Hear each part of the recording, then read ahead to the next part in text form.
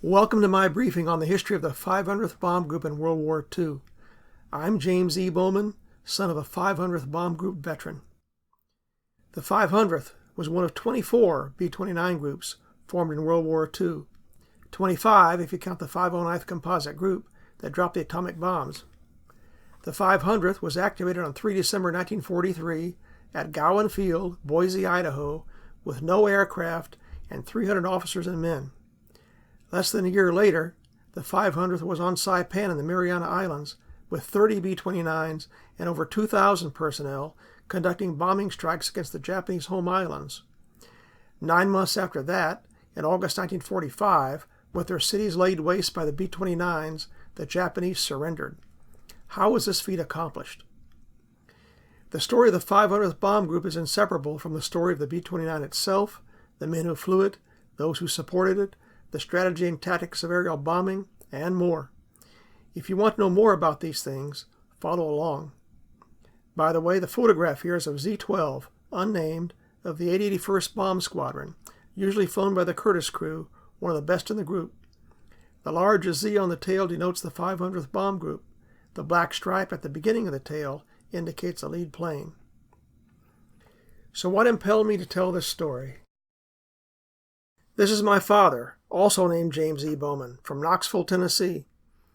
He didn't want me to be called Junior, so we have different middle names. Picture taken in 1944 before he deployed overseas as tail gunner on the Savage crew, Crew 224, 882nd Bomb Squadron, 500th Bomb Group, 73rd Bomb Wing, age 21. Note the gunner's wings displayed proudly on his left breast. Within the next year, he would participate in 33 missions over Japan, plus 1 to Iwo Jima and 1 search mission, and be awarded a Distinguished Flying Cross, 4 Air Medals, and 3 Battle Stars. That may sound impressive, and it is, but I learned later that it was not an exceptional record in the 500th Bomb Group. Like most veterans, Dad never talked much about the war. He died all too young at age 54, and the last 6 years of that I was away in the Army myself, so we really didn't talk as much as I'd have liked. And of course, when you're young, you take your parents for granted, think they're always going to be there, and then suddenly they're gone, and you're left with many regrets and a bunch of questions you wish you'd thought to ask. I inherited Dad's medals, some documents and pictures, and a few mementos. From that I began my quest. I looked in all the logical places: the National Archives in College Park, Maryland, the Air Force Historical Research Agency in Montgomery, Alabama, the National Personnel Records Center in St. Louis, Missouri, the memorabilia of the 73rd Bomb Wing Association, and many other sources. I learned more than I ever expected to know, and now I can pass on some of it. If you ask the average American with some knowledge of history what was the most expensive military program of World War II, he'll probably say the Manhattan Project. And that would be a good guess. The Manhattan Project that developed the atomic bomb was certainly very costly, around $2 billion. But it wasn't the most costly. That honor goes to the B-29 program. You can do the math. 3,960 B-29s were built during the war at an initial cost of $1 million per plane. Increasing efficiencies in mass production brought the per plane cost down to $600,000 by the end of the war. So let's figure an average of $800,000. Multiply 3,960 times $800,000 and you get a little over $3 billion. And that's just the planes.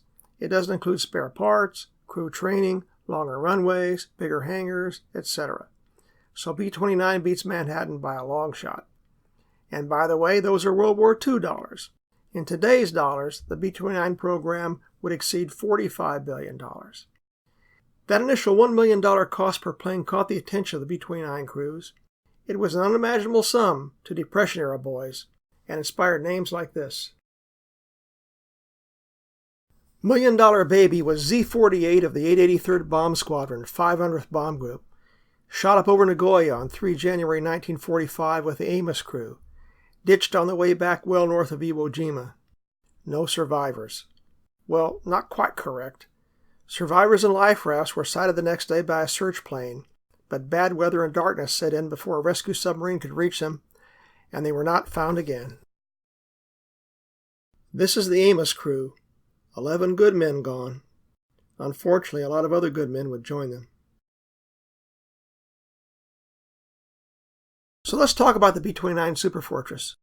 And I'll be focusing on the standard B-29 of World War II as employed by the 73rd Bomb Wing, not the silver plate version like the Enola Gay at the Smithsonian or Boxcar at the Air Force Museum.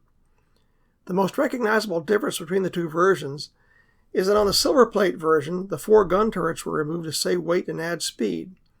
By that time in the war, they didn't need the guns anyway, and the bomb bays were strengthened to carry the large atomic bombs. But let's look at the standard B-29 and compare it to the B-17, which I hear was not a bad plane. Here's a rough comparison of bomb load and range. The B-29 was much bigger than the B-17 and could carry about 3 times the bomb load for about twice the distance. Yes, I know the maximum bomb load was greater than listed here for both planes, but the more bombs you carry, the less the range. This is what you might see on a typical mission. The B-17 was officially a heavy bomber.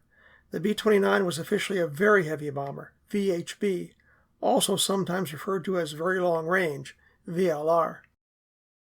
The B-29 was the most advanced bomber of World War II. It had a number of innovations, but in my opinion the 3 most important were pressurization, remote-controlled guns, and radar. I should note here that while radar had been fitted to some other bombers earlier, the B-29 was the first bomber designed to incorporate it. Let's examine these 3 innovations one at a time. This slide shows the pressurized areas on a B-29. You have the forward compartment and the aft compartment with a tunnel connecting them, and then way back there is the tail gunner in a little compartment all to himself. I should point out that when the plane was pressurized, the tail gunner was stuck in his compartment with no way to get out, unless he wanted to pop the hatch and suffer explosive decompression, which was not recommended. Pressurization was a great advancement over other bombers. It allowed the crew to operate much more comfortably and efficiently. No bulky flight suits and oxygen masks like you see on reruns of 12 O'Clock High. It was just like on airliners of today, except that on the B-29 there were no flight attendants. On the other hand, they probably had more leg room. The B-29 had a unique remote-controlled gun system. The gunners were not in the turrets, but controlled the guns from gun sights like this one in plexiglass sighting blisters. The gun sights were connected to an ingenious analog computer system, so that when the gun sight was elevated or lowered, or traversed left and right, the turrets and guns followed. Here's a gunner using one of the sights. When he looked into the sight, here is what he saw. Okay, just kidding. If the gunner saw this, his B-29 was way too close to its wingmate. This is Adams Eve, Z-47 of the 883rd Squadron 500th Bomb Group, rammed by a Japanese fighter over Tokyo on 7 April 1945. King crew. No survivors. We unfortunately do not have a photo of First Lieutenant Robert King and his men, as they were a replacement crew that joined in February 1945, and there had been no time for an official photograph. This was their 7th and last mission. Okay, here, on the right side of the page, is what the gunner really saw when he looked into the reticle of the gun sight. A circle of orange dots, with another orange dot in the center. Before firing on a target, the gunner had to provide the computer with some information, specifically the estimated wingspan of the target.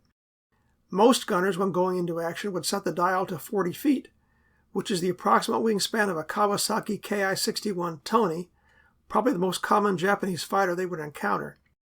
If the target turned out to be a Nakajima Ki-44 Tojo, they'd turn the dial down to 31. If a twin-engine Kawasaki Ki-45 Nick, they'd turn it up to 49, and so on. You can see from this that aircraft recognition was a critical part of a gunner's duties. With the wingspan set, the gunner would put the center orange dot squarely on the target, then use a control knob to expand or contract the circle of orange dots so that the diameter of the circle equal the wingspan of the target, as you see in the diagram here. Then all he had to do was press the trigger. The computer took care of everything else. It calculated the range, course and speed of the target, the course and speed of the B-29, the altitude, the air density, and more. It even took into account the distance between the gun sight and the firing turret, which could be as much as 50 feet, depending on which turret the gunner was controlling. Note that the gunner did not have to lead the target. The computer took care of that. If the system was properly calibrated, the term they used back then was harmonized, and if the gunner had done his job properly, then he would hit the target. and B-29 gunners hit a lot of them. The Japanese pilots soon developed a healthy respect for the B-29's guns. On a B-29, not only were the guns remotely controlled, but a gunner could control more than one turret, and a turret could be controlled by different gunners. There was a Central Fire Control, CFC, system protocol to regulate this. Looking at the diagram, primary control is denoted by the solid red lines and secondary control by the dashed blue lines. As an example, the nose gunner, or bombardier, normally had primary control of the two forward turrets.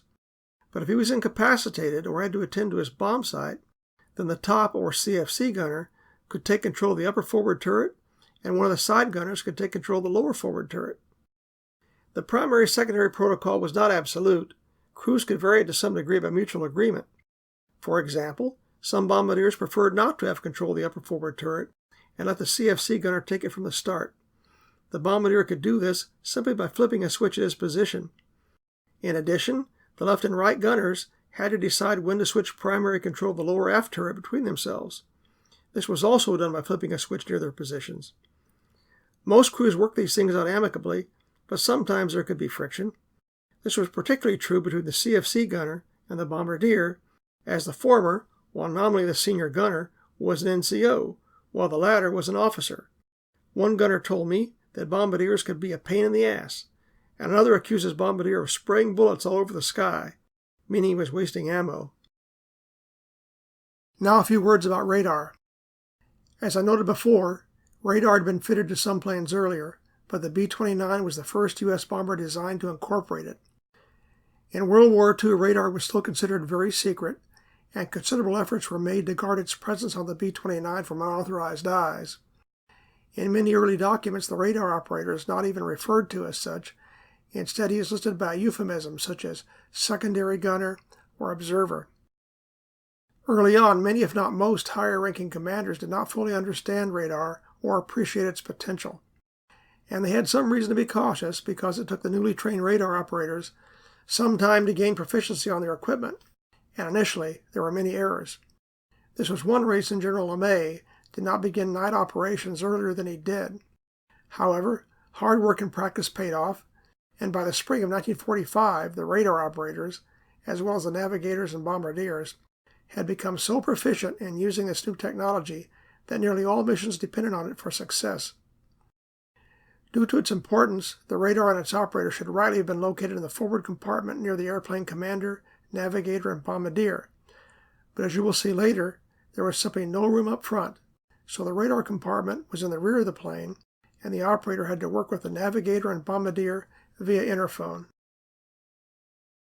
While the radar itself was in the rear of the plane, the retractable antenna and its protective dome were located on the underside of the plane, between the two bomb bays. It was hard to find a good picture of this, as the dome was usually retracted when the plane was on the ground. But in this picture it is extended, probably because it could not be retracted due to the extensive battle damage this B-29 suffered. This photograph of Z-24, Pride of the Yankees, of the 882nd Squadron 500th Bomb Group, was taken on the morning of 28 January 1945, after the Caraco crew, in an amazing feat of flying, had brought this plane all the way back from Tokyo the night before with both engines out on the left side. Previously, no one thought this could be done. First Lieutenant Frank Chico Caraco and two other crew members were wounded in this action, but performed their jobs magnificently, saving the plane and crew. Okay, enough on the B-29's innovative features. Now let's talk about the plane's problems. This slide is only partly in jest. There were so many problems with the early production models of the B-29 that a complete list would be very long. But that sort of thing is to be expected with the conditions under which the B-29 was developed. The Army Air Forces were so anxious to have the B-29 that in early 1942, 500 were ordered from Boeing before a prototype had even been built. As the first production models were coming off the assembly lines, the prototypes had begun to fly, and the test pilots and technicians were finding problems galore. Some died in doing so. The list of needed modifications was so long, in fact, that Boeing decided that trying to incorporate them into the production line would bring the entire works to a standstill. So instead, modification centers were set up, and newly built planes from the factories were immediately sent there to be brought up to date with all the current modifications. Only then did the B-29s go to the training and combat units. Even after B-29s were with the military units, additional modifications were found to be necessary, and these were accomplished in the field, often under adverse conditions. To cite just a few examples, the wings needed to be strengthened, all the soldered connections in the 10 miles of wiring inside the B-29 had to be redone to stricter requirements, and the plexiglass in the nose had to be entirely replaced because the original panes distorted the pilot's vision. But of all the problems that vexed the B-29, the biggest one was this. This is the Wright R3350 18-cylinder radial engine. This engine had the power the B-29 needed, but it was also very unreliable, at least at first. Early models would overheat with the plane just sitting on the runway awaiting takeoff, and oil leaks and fires were commonplace. The Wright Company made several improvements during the war, the most beneficial being a redesign of the cowl flaps to permit greater airflow over the cylinders. More importantly, the mechanics in the field learned how to better maintain the engines, and the air crews learned how to get the most out of the engines without pushing them too far. Early in the campaign against Japan, the great majority of aborts were due to engine problems, but later on this was much reduced. Okay, we've talked about the plane. Now let's talk about the men who flew and maintained it. The B-29 program was the premier program of the U.S. Army Air Forces in World War II. Yes, fighters are fast, flashy, and glamorous, but the fighter is basically a defensive weapon. It's the bomber that brings the war to the enemy, and the leadership of the AAF recognized this. A premier program requires premier people. The men flying and supporting the B-29s were the cream of the cream. Many of the pilots, airplane commanders, were combat veterans who had flown B-17s and B-24s in Europe. Many others were skilled instructors, with many months or even years of experience.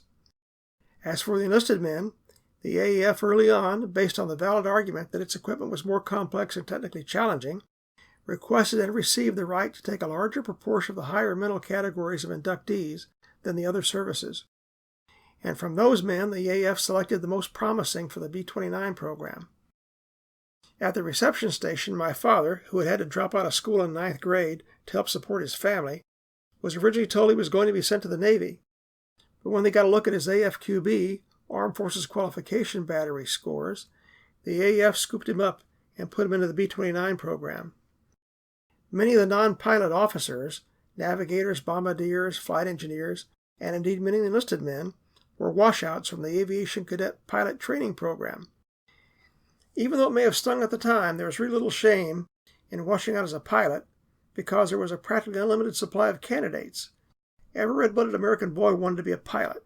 Standards, therefore, could be, and were, very high, and decisions on eliminations were often arbitrary. One mistake could put you out, and you didn't get a second chance. As a pilot, anyway. This picture shows a typical crew. No, I take that back, not a typical crew.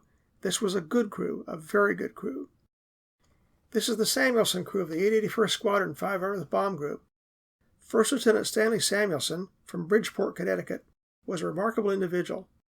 Before the war, he was a professionally trained artist, and a good one. He painted the nose art on his own plane, Z-3 Snafu Purport, as well as on several other planes of the 500th Group, until he ran out of the paint he had bought in Hawaii on the way out. Samuelson joined the Air Corps at the beginning of the war and flew 50 missions in B-17s in the Mediterranean theater. Then he came home and volunteered for B-29s, a premier example of what has been called the greatest generation. On 19 February 1945, the worst day of the war for the 500th Bomb Group, 3 planes and 2 crews lost, the Samuelson crew was flying Z-12, unnamed, on a mission to Tokyo when their B-29 was deliberately rammed from above by a twin-engine Nick fighter piloted by Second Lieutenant Osamu Hiroshi. Hiroshi hit the bomber squarely in the fuselage right behind the wings. The B-29 broke in two while the fighter disintegrated. There was one survivor from the B-29 crew, the radar operator Robert Evans from Littleton, West Virginia, who was thrown out of his compartment and was able to parachute down. Evans was taken prisoner and survived the war. 2 gunners also parachuted down, but Charles Weiser was killed by civilians when he reached the ground, and Robert Janicek, who was badly burned, died 2 weeks later in a Japanese hospital from lack of medical treatment. The Japanese pilot Hiroshi was apparently killed instantly, but amazingly his rear observer survived. Corporal Kimio Kato was thrown from the plane unconscious, but his parachute somehow opened, and he floated down and landed in a tree. There were 11 men in the B-29 crew. This diagram shows their positions in the plane in the various compartments. We'll cover each compartment and crew position in more detail. This is a detailed drawing of the forward pressurized compartment. Right away you can see how crowded it was up front, with every corner filled with controls, panels, and various pieces of equipment. In addition, the two forward turrets protruded well into the compartment from above and below, requiring the men to squeeze past them when they wanted to move forward or back. From front to rear you can see the crew positions: bombardier, airplane commander, and pilot. Let's pause here to clear up some terminology. Officially, the two men who did the flying were called airplane commander, left seat, and pilot, right seat. You see those titles in official documents, and the abbreviations AC and P were used in crew listings. I guess Boeing, or maybe the AAF, I don't know, wanted to emphasize that the AC's responsibilities were much more than just flying the plane. But this terminology, especially calling the man on the right seat the pilot, proved confusing, not least to the crew members themselves. Most of the men had trained or flown in B-17s or B-24s, and were used to calling the man on the left seat the pilot and the man on the right seat the co-pilot. And regardless of what the manuals said, they did the same in the B-29. So to finish up, the flight engineer sat right behind the co-pilot but faced to the rear, then the navigator was back in the left corner, and finally the radio operator was in the right corner. And you can see the beginning of the tunnel connecting the forward pressurized compartment with the rear pressurized compartment. Here's a close-up of the bombardier's position, although if you were to ask the rest of the crew, they might say his normal position was asleep back in the tunnel. Yes, the bombardier came in for a lot of ribbing, but he could legitimately argue that he was the most critical crew member because, after all, the purpose of a bomber is to deliver its bombs. The bombardier's job was unusual in that on a mission, there were long periods during which he had nothing to do, hence the naps in the tunnel. His first job, at some point after takeoff and before climbing to altitude, was to go into the bomb bays and arm the bombs by pulling their safety pins. Then he had nothing to do for several hours until the plane approached Japan. At that point, he had to get into his seat, unlock his gun sight, which was on a movable arm stowed to the right of his position, and assume his secondary duty as nose gunner. He manned his guns until the plane was near the start of the bomb run. At this time, he normally yielded control of the guns to the other gunners and tended to his bomb sight. After the target was reached and the bombs were dropped, the bombardier became a nose gunner again until the plane was safely away from Japan. Then he could go back into the tunnel and go to sleep again. That is, unless one or more bombs failed to drop and were hung up in the bomb bay, which sometimes happened. In that case, someone, usually the bombardier, had to go into the bomb bay, balance on a narrow catwalk, and with the bomb bay doors yawning open below him and the Pacific Ocean several thousand feet below, try to kick or otherwise manhandle the bombs out. Sometimes the shackles were so twisted and bent that an axe had to be used to chop through them and let the bombs fall away. This last situation was a two-man job, with one man clinging to the metal supports with one arm and keeping a tight hold on the second man with his other arm, while his buddy vigorously chopped away. Dangerous and nerve-wracking, to say the least. But it had to be done because one thing you did not want to do was land a plane with armed bombs aboard. In this picture, you see the famed Norden bomb sight. It was an excellent bomb sight, but it had its limitations. The Norden bomb sight had been designed for altitudes of 20,000 feet and below, but the B-29s over Japan consistently topped that, sometimes bombing from as high as 30,000 feet. Furthermore, the bomb sight had difficulty coping with the severe wind shears often encountered at those high altitudes. Have you wondered what the bombardier saw when he looked into the bomb sight? Let's take a look. Okay, just kidding again. But the bombardier might have seen this if he was hungover from the night before. This is Booz Hound, Z6 of the 881st Squadron, 500th Bomb Group, named and usually flown by the Booz crew. Yep, that's right. The AC's last name was Booz. And here's George Booz and his crew.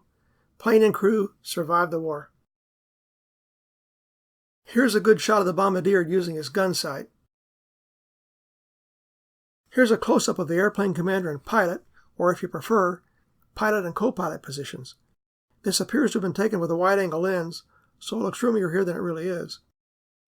Since he controlled both the crew and the plane, the AC was obviously the most important man on board, but the role of the co-pilot should not be underrated.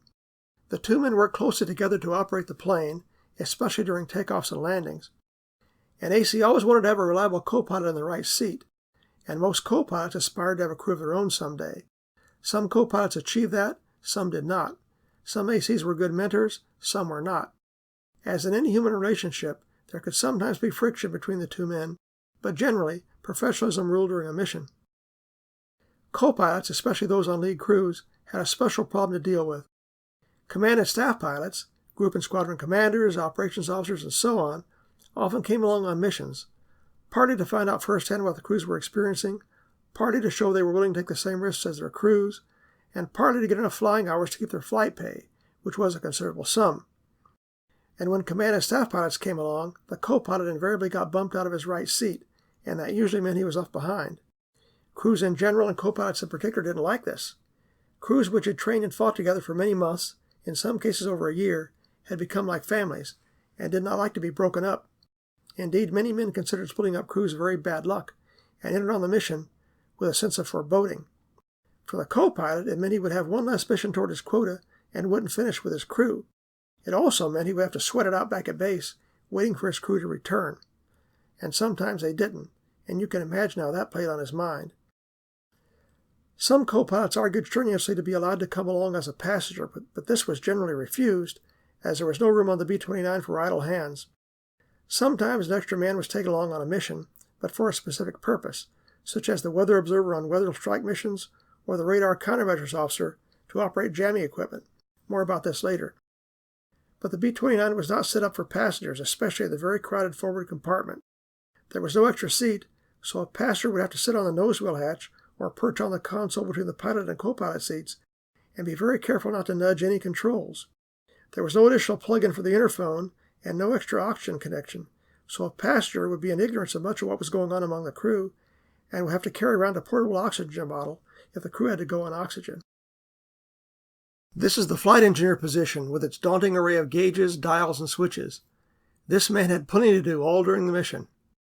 Mainly he monitored the temperamental engines, constantly checking RPMs, temperature, and oil pressure. But he had other important duties as well.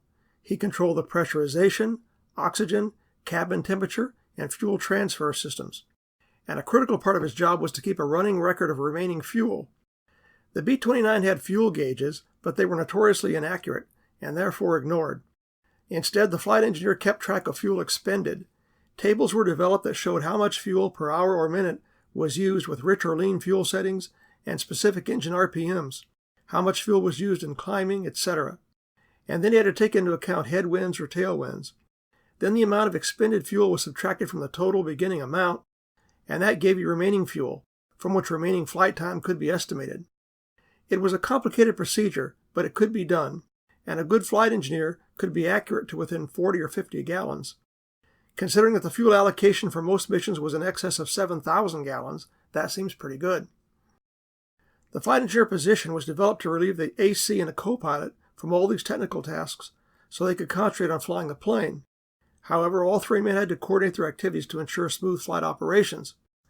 For that reason, the flight engineer was originally envisioned as a third pilot, so in the early crews, this man was rated an officer. However, in later crews, most flight engineers were enlisted men. This is the navigator's position. Note the radar scope that was linked to the main radar in the rear compartment. Also note that the navigator's desk or table could be extended by a fold-down section on the right.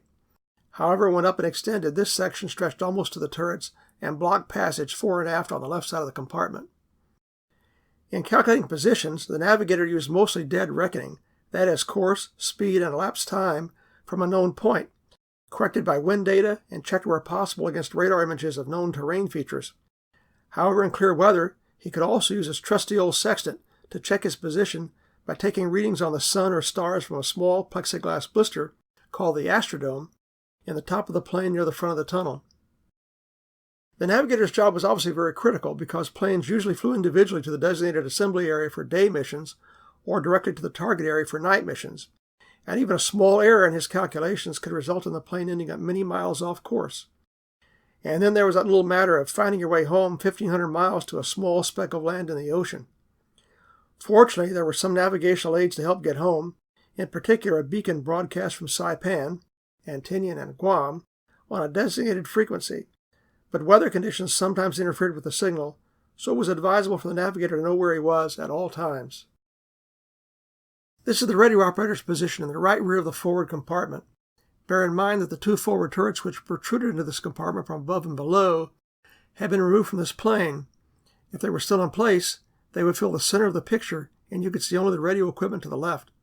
Visualize those turrets and you get an idea of how cramped the radio operator was back in his corner.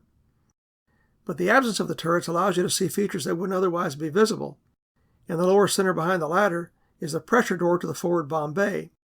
One of the radio operator's secondary duties was to look through the round window in that door and verify whether the bomb bay doors were open or closed, and also after bombs away, whether all the bombs had dropped or if any were hung up on the racks. Above the pressure door is the entrance to the tunnel, which leads to the rear pressurized compartment. You can see near the front of the tunnel the light streaming in from above through the astrodome, mentioned earlier in connection with the navigator. The primary duty of the radio operator was, of course, to send and receive messages and to monitor other radio traffic. Radio communications were of two types. HF, high frequency, Morse, was used for long-range communications, generally anything over 50 miles. For close-range communications, which was generally between planes, VHF, very high frequency, voice was used. The airplane commander and co-pilot had a direct channel for voice comms if they chose to use it. If radio silence was in effect, all the signal lamps could be used to blink messages to other planes. The radio operator was not responsible for signal lamps, but he was responsible for another non-radio means of signaling other planes, and that was flares and smoke bombs, which could be released through a tube or chute near his position. It seems a bit ironic that the only Medal of Honor awarded to a B-29 crewman was to a radio operator performing the usually very routine activity of releasing a smoke bomb, but that's another story all in itself, which we don't have time to cover here. Yet another secondary duty of the radio operator was to throw out what was called rope, which was basically long strips of aluminum foil designed to foil Japanese radar, which they used to direct their searchlights and anti-aircraft guns. To dispense the rope, the radio operator usually had to crawl all the way to the rear of the plane and throw it out through the camera hatch on the underside of the plane in the rear unpressurized compartment, or through the rear side door. He usually drew this duty because when over the target, he was the least busy of all the crew members. This cutaway shows the center section of the plane, with the two bomb bays separated by the wing. Above is the 35-foot-long tunnel connecting the forward and rear pressurized compartments. We've already seen that the radar dome is on the underside of the wing. One other thing to note is that on most models of the B-29, there were additional fuel tanks, called the center wing tanks, located inside the wing here. The flight engineer used pumps to transfer the fuel from here to the engine wing tanks. Another feature worth noting is that for longer range missions, the B-29 could be fitted with two 640-gallon auxiliary fuel tanks in one of the bomb bays, which extended the range considerably, but of course cut the bomb load in half. This is the aft pressurized compartment, which was divided into two smaller compartments, the gunner's compartment and the radar compartment. Starting from the front, you see the tunnel connecting to the forward pressurized compartment, and below that, the pressure door to the rear bomb bay.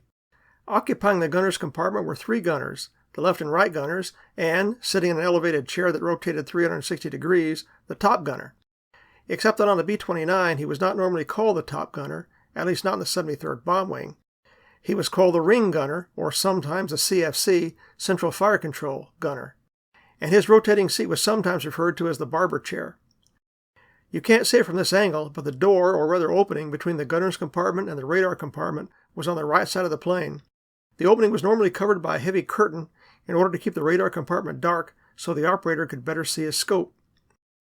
This early drawing of the B-29 interior shows bunks installed in what would become the radar compartment, and I've been told that there were bunks in the early production models, but they were soon removed and replaced by racks of radar equipment.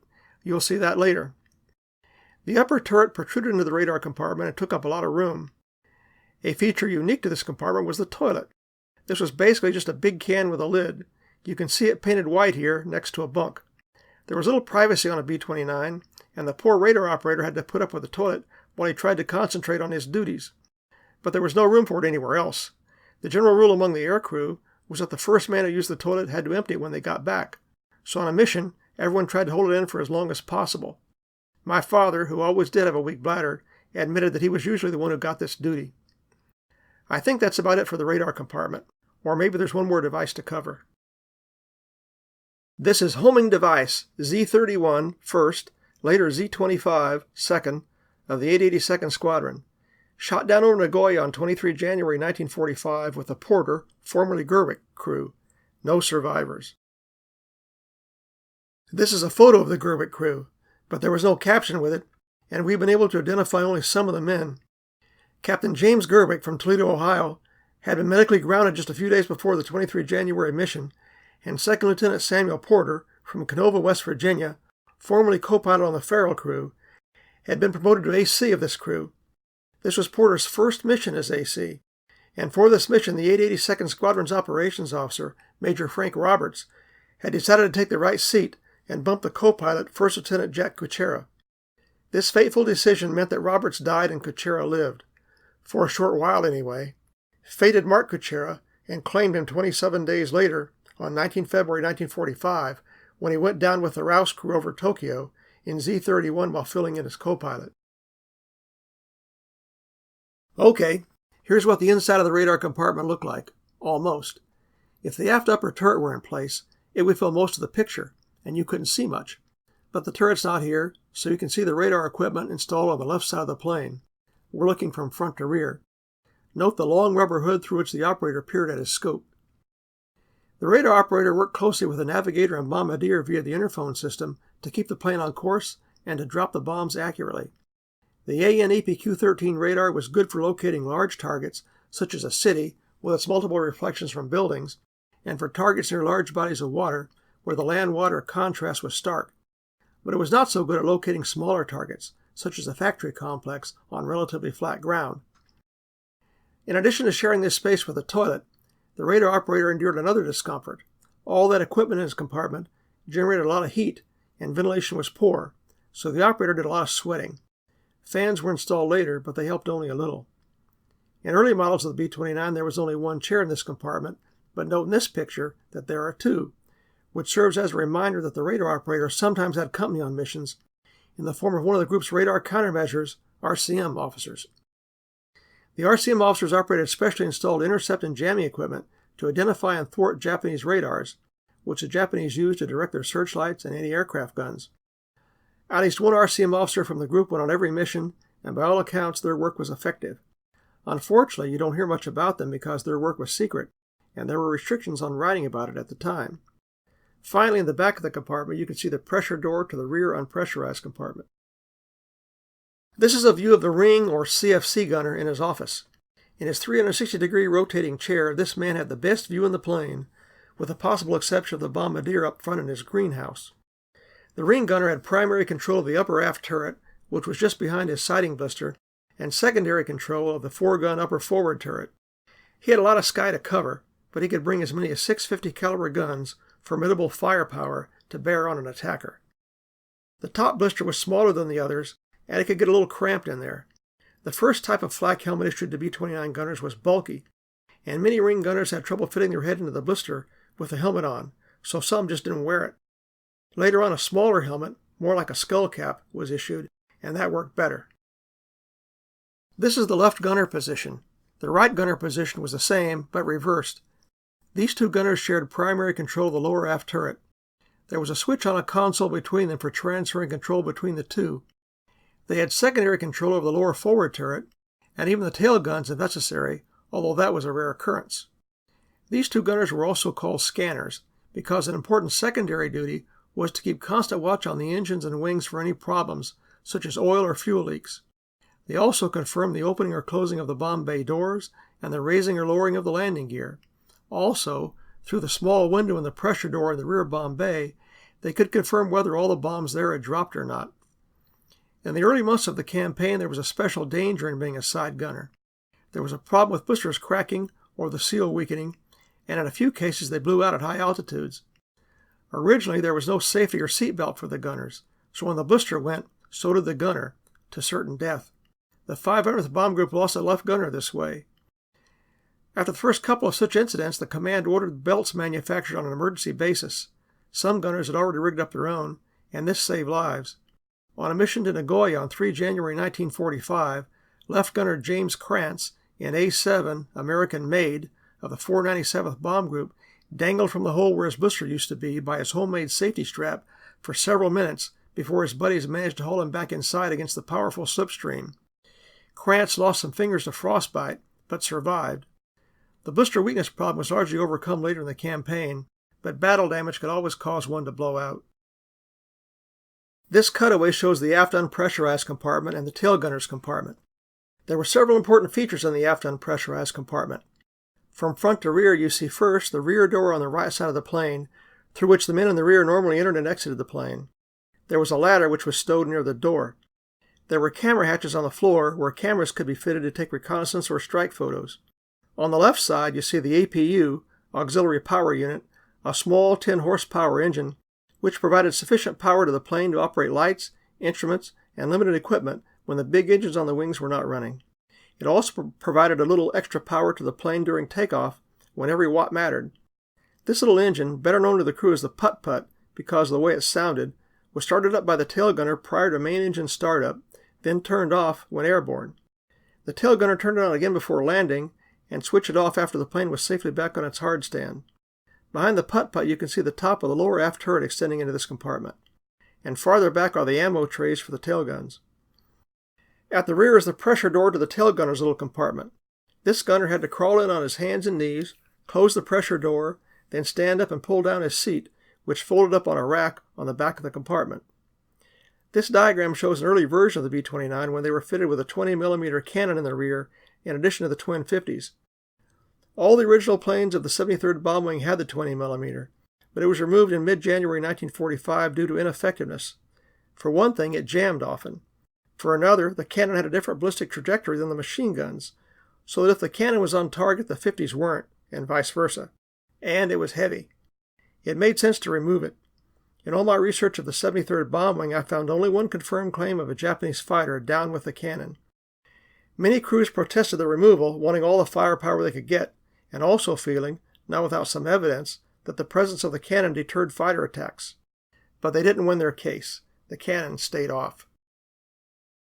This is the view that the tail gunner had, with his gun sight right in front of him.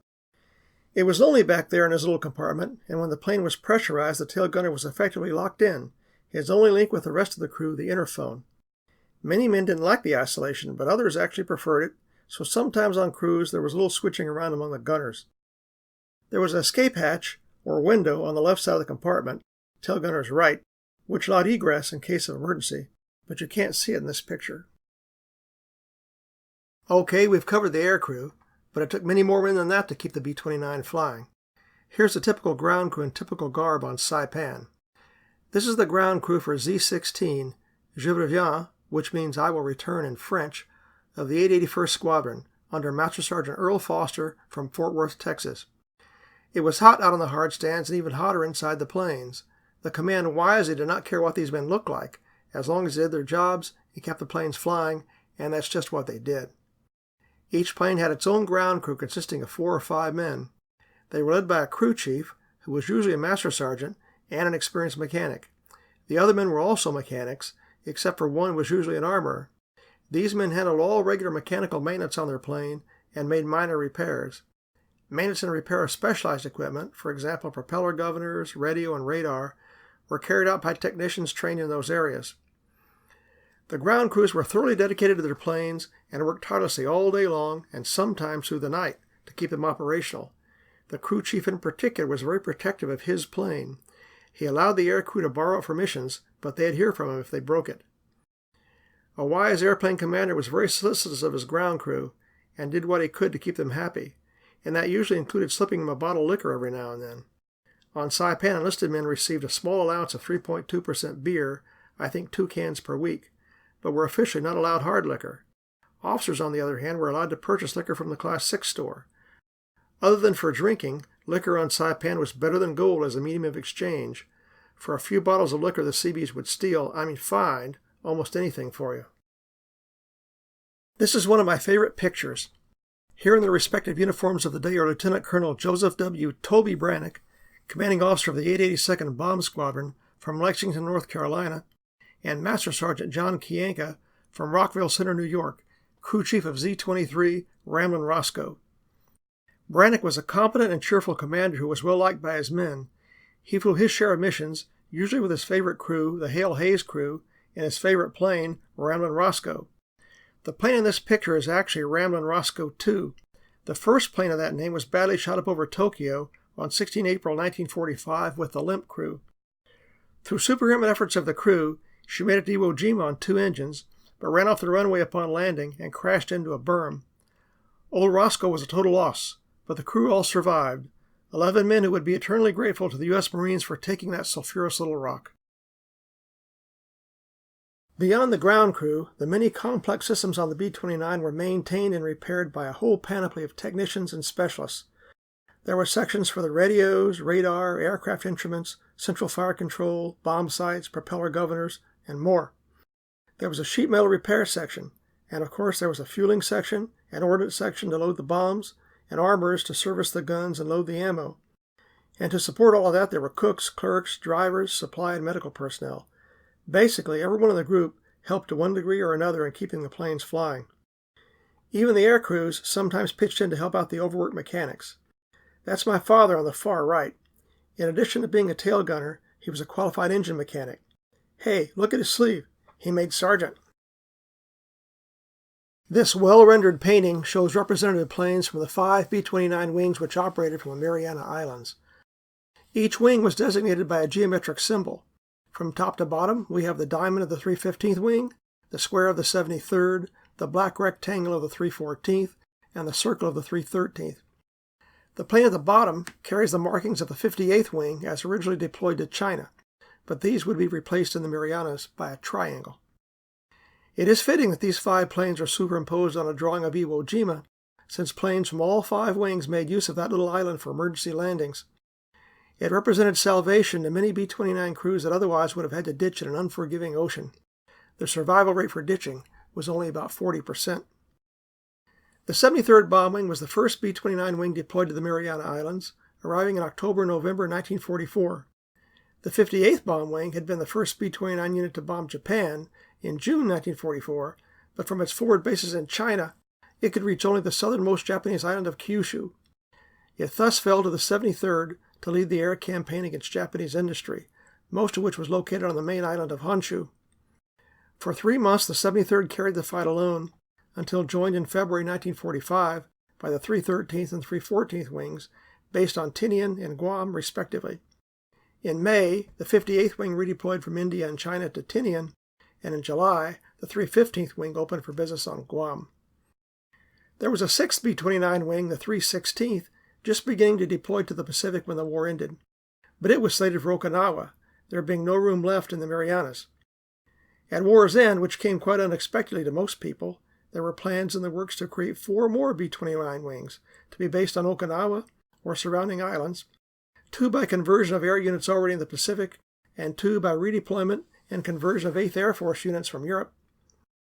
10 B-29 wings would have been severe strategic overkill, as by August 1945, the 5 wings already in the Marianas had laid waste to all of Japan's major cities and most of its lesser ones.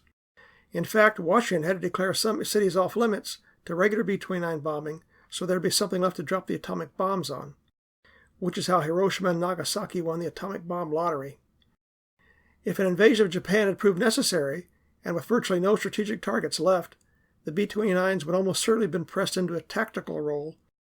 Some high-level planners even envisioned B-29s dropping atomic bombs on the Japanese front lines to blow huge holes through which American ground forces would advance. Obviously, little was known about nuclear radiation at the time. Fortunately, it never came to that.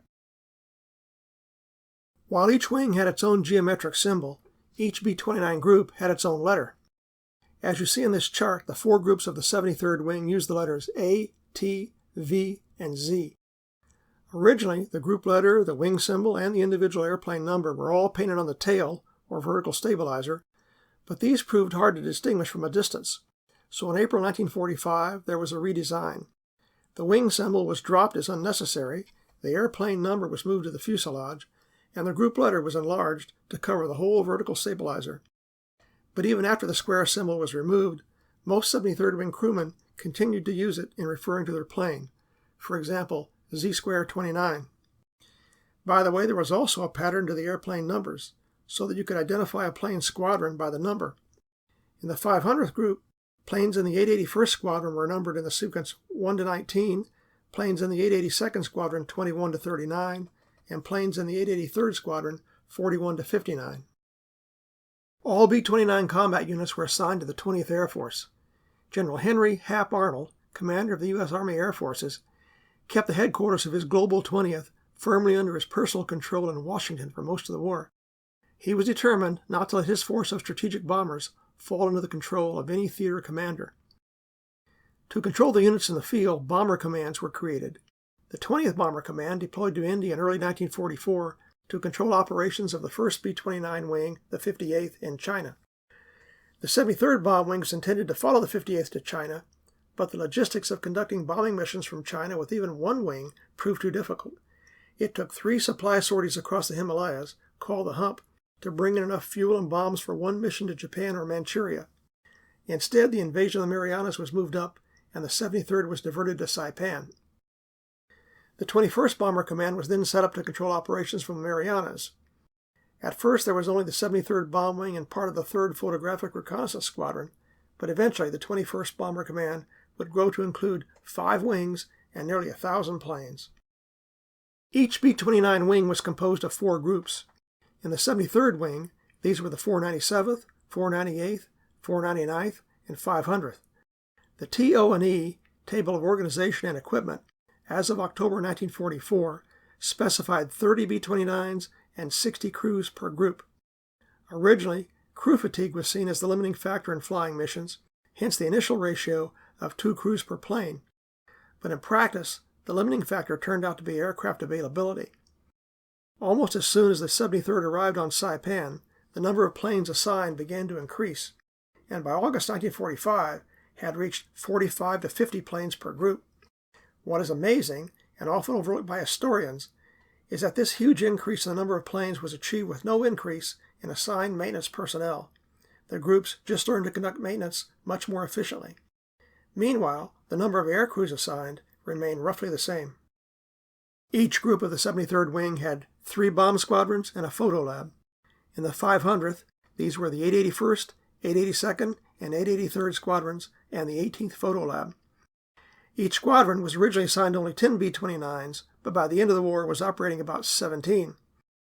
The existence of a separate photo lab reflects the extensive use of cameras in B-29s to record the results of bomb drops and other activities. This small detachment of about 20 men maintained, repaired, and installed all the group's cameras and processed the many rolls of film. Okay, time for some more nose art. Here's one of my favorites, Supine Sioux, officially Z-42 of the 883rd Bomb Squadron, with the Moreland crew. This plane and crew survived the war. In fact, Z-42 completed 50 combat missions, as well as 1 PW supply mission. Almost as soon as it was taken from the Japanese in June 1944, U.S. Navy Seabees and Army construction battalions began converting the former Asito airfield on the southern end of Saipan into a base capable of supporting B-29s. The first order of business was to strengthen and extend the existing runway to about 9,000 feet. Where possible, former Japanese structures were repurposed. You can see here that base operations was set up in a former Japanese building. But before the men of the 500th went off to war, they had to be organized and trained, and this is where most of that was done, at Walker Army Airfield near Hays, Kansas, from April to October 1944. Walker was built for the B-29s with large hangars and long, thick concrete runways. After the war, the city of Hays was offered Walker Field for the grand sum of $1, but declined, and the field went into private hands. I visited the field twice by courtesy of the owner. There's not much left. The concrete in the runways is gradually being ground up for recycling. The last time I was there, only the hangar at the far end was still standing, just barely. There are no other buildings left, just the old water tower, a few chimneys, and some concrete foundations. Some of the old World War II buildings were moved and reused as classrooms at Hays State University, and the old Officers Club was moved into Hays and became a fast food chicken joint. During World War II, there wasn't a whole lot to do for entertainment in this rural area. Hayes had a bowling alley and a swimming pool, but the men were mostly busy training anyway. They worked hard, and in October 1944 received their flyaway B-29s and began moving out to their overseas staging area at Kearney Army Airfield in Nebraska. Then it was overseas via Mather Field near Sacramento, California, John Rogers Field on Oahu, and Kwajalein to Saipan. By the way, the 462nd Bomb Group of the 58th Wing and the 330th Bomb Group of the 314th Wing also trained at Walker. Back to Saipan. This is an overhead view of Isley Field and the surrounding area. The top of the picture is roughly northeast. Initially, there was only one runway, but construction was started on a second parallel runway in November 1944 and completed by 1 January 1945. The addition of the second runway aided operations immensely by cutting takeoff times in half. It took a long time to get 120 big bombers into the air. With only one runway, even at a rate of one plane every 30 seconds, it took an hour. With two runways, it could be accomplished in 30 minutes. You can see the aircraft hard stands and associated taxiways on both sides of the runways, also Service Centers A and B, run by the 65th, 91st, 303rd, and 330th Air Service Groups, which carried out major repairs beyond the capability of the bomb groups. The living areas for the 73rd Wing's 4 bomb groups were located along the southern coast. Here the 500th and 499th areas are marked. The 498th and 497th were farther to the right. At lower left is Kobler Field, a smaller field used by the Air Transport Command, and also for a while by B-24s of the 7th Air Force. Kobler was also sometimes used as an emergency landing field for damaged B-29s to avoid the danger of fouling the Isley runways for other returning planes. I believe the structures at upper right are bomb storage bunkers. This is a view of Isley from a different angle, roughly from the northeast. Due to the prevailing winds, takeoffs were normally from the far end to the near end in this view. You can't really tell from this picture, but the near end of the runway is just above a cliff about 200 feet high. Magician Bay is just off the bottom of this picture. The extra height was very useful to the B-29s, as the pilots could immediately go into a shallow dive down toward the water to pick up much-needed airspeed. In the background of this picture, you can see Tinian, only about 3 miles away across the channel. Clearly visible is North Field, home of the 313th Bomb Wing, and later also the 509th Composite Group, the Atomic Bomb Boys. North Field did not have the advantage of a cliff at the end of its runways, and it was not uncommon for men in the 73rd taxiing up for takeoff at the far end of Isley to look across the channel and see a heavily laden 313th plane go into the drink. Not the best morale booster for starting off on a mission.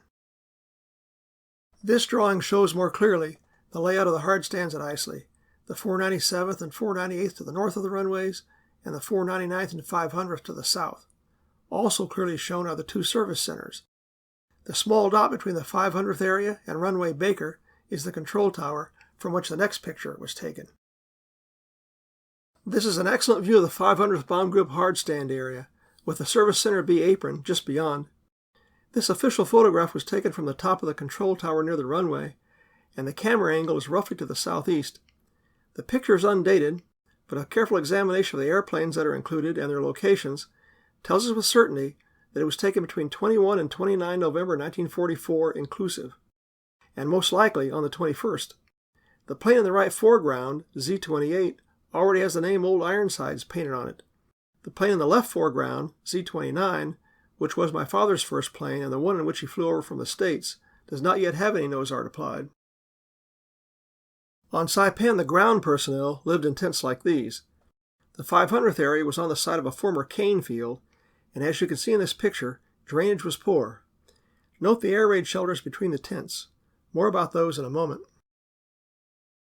The air crews had better accommodations, Quonset huts like these. Generally, the officers from 2 crews, 10 men, or the enlisted from 3 crews, 18 men, were assigned to a Quonset. Note again the sandbag air raid shelters. These were dug about 2 feet down until the diggers hit coral, then built up using sandbags and wooden planks.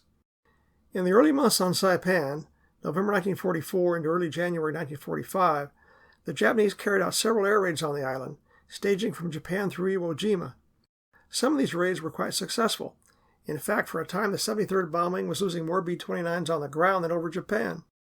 But defenses and early warning systems were improved, and after 2 January 45, there were no more serious air raids. Overall in these raids, the 500th lost 2 or 3 B-29s badly damaged, but repairable.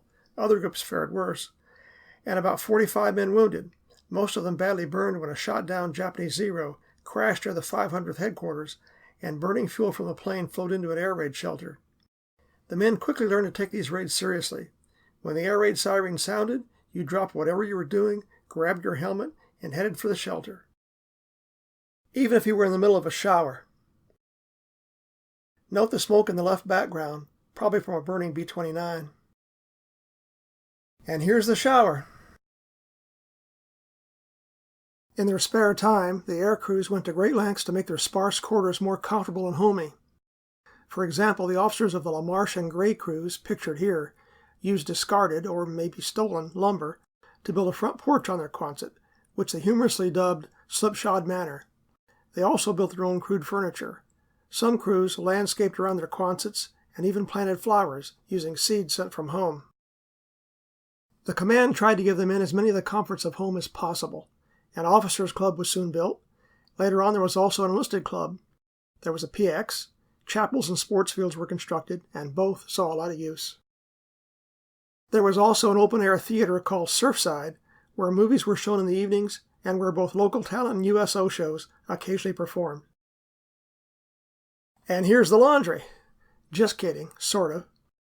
Quartermaster laundry service was available on Saipan, but your clothes invariably came back only half clean and very wrinkled, so many men used tubs and paddles to do their own laundry. And the officers of the 500th had the foresight to pitch in and purchase this washing machine in Los Angeles before shipping overseas.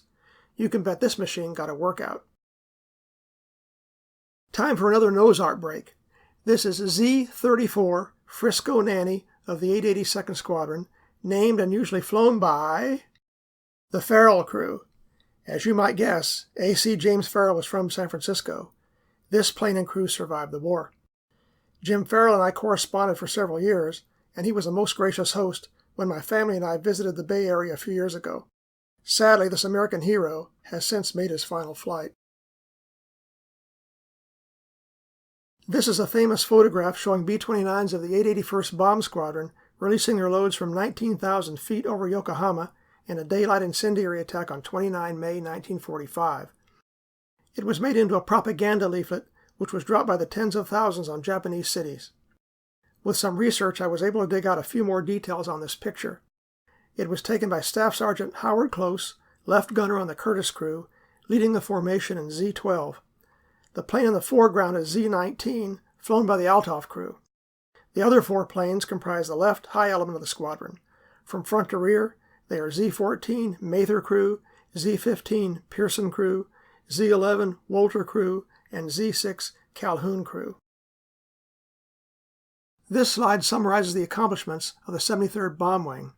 The 500th Bomb Group participated in all the major strikes, most of the PW supply missions, and about a quarter of the WSMs. The earlier missions from November 1944 into the following spring were the toughest, with the B-29s fighting not only the Japanese, but also the cloudy and windy winter weather, which in many cases proved to be a tougher enemy. There were many disappointments. In a subsequent briefing, I'll examine in detail one of the more difficult missions.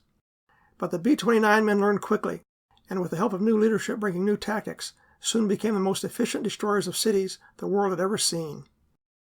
The PW supply missions were flown after the war ended to drop desperately needed food and other supplies to Allied POWs in camps scattered across Japan, China, and Korea.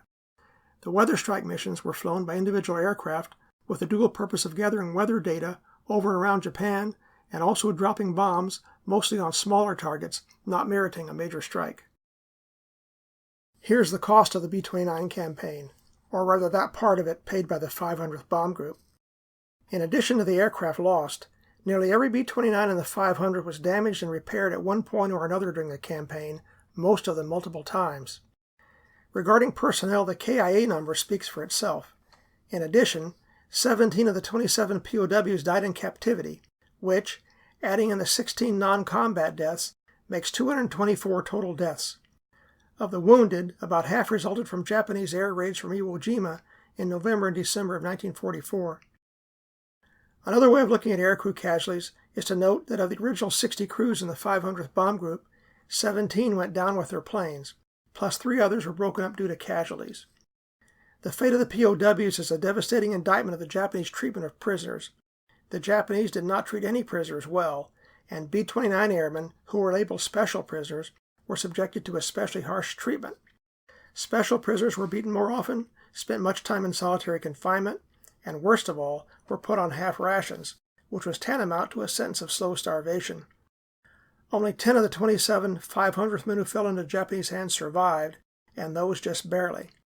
Of the 17 who didn't make it, 1 was killed by civilians when he reached the ground, 5 were executed, 1 died in a Japanese hospital from lack of medical care, 1 died from malnutrition, and the remaining 9 were left locked in their cells, along with 53 B-29 prisoners from other units, in the Tokyo military prison to burn to death during a U.S. fire raid on the night of 25-26 May 1945.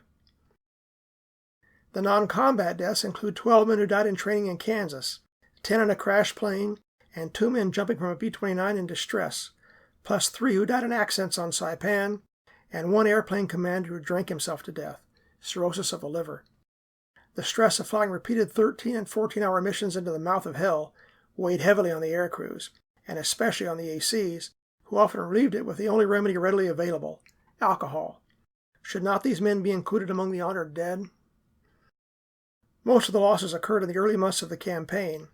Opposition was much reduced after spring 1945. The last crew loss in the 500th was on 26 May 1945, when the Japanese, having proven unable to stop the B-29 attacks and suffering heavy fighter losses in trying, decided to withdraw most of the remaining planes and preserve them for the expected invasion. But of course, there were still night fighters and anti-aircraft fire for the B-29 crews to worry about. These 2 men represent the 2 phases of the strategic bombing campaign against Japan. Major General Haywood Possum Hansel, don't know where he got that nickname, led the 21st Bomber Command and the 73rd Bomb Wing to the Marianas in October 1944 with the mission of destroying Japanese industry through high-altitude precision bombing, or at least that's the mission Hansel thought he'd been given. Despite disappointingly poor results, Hansel continued bombing from high altitude until General Arnold had seen enough. Arnold was a hard taskmaster who demanded results, and if you didn't produce them quickly enough, you were gone. On 20 January 1945, Hansel was replaced by Major General Curtis LeMay. Hansel really had been given an impossible task. He had to break in new crews in B-29s, deal with a high abort rate primarily due to the faulty Wright R-3350 engine, and contend with bad weather over Japan during the winter months, when good, clear bombing days were scarce. And then to top it off, up at the planned bombing altitudes of 25,000 to 30,000 feet, he discovered the jet stream, with winds gusting between 150 and 200 miles per hour that played havoc on the bomb run. LeMay had a well-deserved reputation as a problem solver, but even he did not have an immediate answer to this one. For 6 weeks, he studied the problem while continuing high-altitude bombing, with slightly better results because they were getting the abort issue under control and the crews were now more experienced. But the results were not nearly good enough. LeMay had an unusually analytical mind. He was what today we would call an out-of-the-box thinker. When presented with a problem, he examined it from every possible angle, and sometimes from angles others had thought impossible. Eventually, he hit upon what would prove to be the solution: low-level night incendiary missions against Japan's cities. To many it seemed crazy, almost suicidal, to take an airplane designed for high-altitude precision bombing and turn it into a night area bomber. But LeMay was far from crazy. It was well known that Japanese cities, with houses made of wood and paper, were unusually susceptible to fire. It was also a fact that Japanese night fighter capability was poor, and LeMay had concluded, accurately as it turned out, that Japan's small caliber and large caliber anti-aircraft guns left a gap between 5,000 and 10,000 feet where neither was very effective. Bombing from low altitude had the added benefit of increasing the bomb load the planes could carry, because the B-29s did not have to burn fuel to climb to high altitude and therefore could trade fuel for bombs. LeMay would exploit these factors, and the B-29s would deal death and destruction upon the enemy as never before seen in warfare, until upstaged a few months later by something called an atomic bomb. As the B-29s continued their attacks through the spring and summer of 1945, the crews became ever more experienced and their bombing ever more effective. Probably the best example of their destructive work is Toyama, a city with 150,000 population on the western coast of Japan, hit on the night of 1 and 2 August 1945 by 174 B-29s of the 73rd Bomb Wing. No B-29s were lost, just one was slightly damaged, and the city was adjudged 99.4% destroyed. From a bombing perspective, this was almost the perfect mission. This is an image of Toyama burning. It's even worse than it looks, because most of those dark areas where you see no fires are rivers. By this time in the war, the B-29s were routinely dropping propaganda leaflets days ahead of time on cities that were on the bombing list, urging the civilian population to leave town and save themselves. The comparatively low death toll in Toyama, 3,000 dead out of 150,000 inhabitants, compared to Tokyo, where an estimated 100,000 perished on the night of 9-10 March 1945, seems to indicate that many heeded the warning. That's about it for this presentation, but before closing, there's one more thing. I cannot end this presentation without acknowledging some of those who inspired it and made it possible. Ed Lawson, Professor Emeritus of Psychology at State University of New York at Fredonia, formerly Ed Levin, CFC gunner, is a remarkable individual and one of my heroes. Distinguished Flying Cross, 4 Air Medals, 3 Battle Stars, and a Purple Heart. Ed served with my father in the 882nd Squadron of the 500th Bomb Group on Saipan. They weren't on the same crew, but at one point were in the same hospital ward. Ed, still active at 95, has devoted his retirement years to memorializing the men of the 500th Bomb Group and the 73rd Bomb Wing, especially those who never came home. Largely using his own funds, he has established websites for the 500th and more recently the 497th Bomb Group. I have every confidence that if he has allowed enough time on this earth and if he can get the funding, he will do the same for the 498th and 499th groups. I must also acknowledge the critical contributions of my wife Jan, without whose skills in creating these slides, this presentation would not have been possible. And finally, thanks to my son Jack for his help in putting together this YouTube version. Please check out our 500th Bomb Group website, which has tons of information, and we're always adding more. Finally, please don't hesitate to email me if you have any questions, comments, or suggestions for improvement. Thank you for your attention. That's all, folks.